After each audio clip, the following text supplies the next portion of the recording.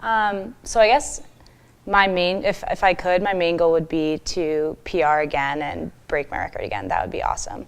But I am also racing Friday night in the DMR, so it'll be like my second race coming back Saturday morning.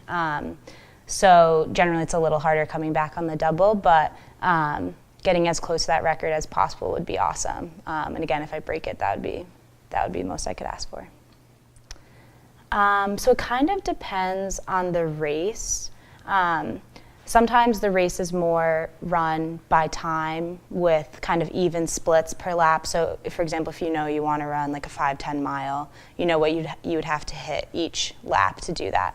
And sometimes the races are run pretty evenly split like that, and then others it's more about the competition and the place itself. So it kind of depends. We'll see it. Sometimes the race goes out super fast, and then you got to try to kind of try to hang in there. Sometimes it goes out slow, and it's more of a race towards the end. So I'm planning on just kind of gauging how it is once the race starts and seeing what the competition's like. I would say this is the strongest competition.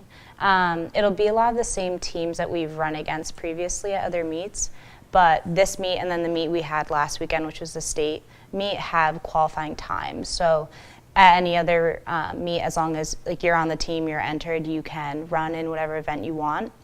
But for these two meets, there's certain times for each event that you have to hit to get in. So that kind of bumps up the level of competition a little bit. So we're running one team, one relay, and so that's the distance medley relay on Friday night. So we kind of have a goal time for that, and obviously would just like to place as high as possible in that. So that'll be our biggest team focus, as that's our only one relay.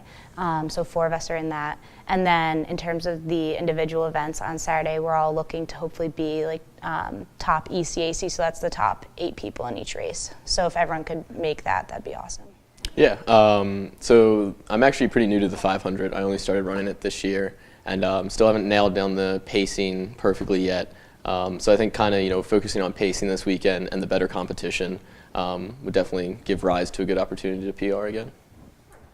Yeah, something I definitely consider like when going to a new track or a track I've been to before, especially in indoor, the curves are pretty tight with it being a 200-meter track. So for sprinters, that can be a little rough with like you might have to slow down a little bit.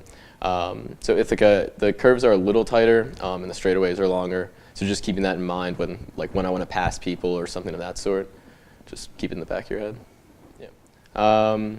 So a little different than probably your regular 500 runner. A lot of people do the 500 where they'll basically just like sprint their normal 400 time and try to survive for 100 meters.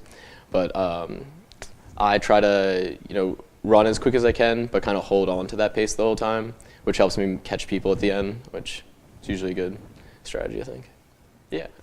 So all of us are in scoring position in our individual events. Top 8 in each race score.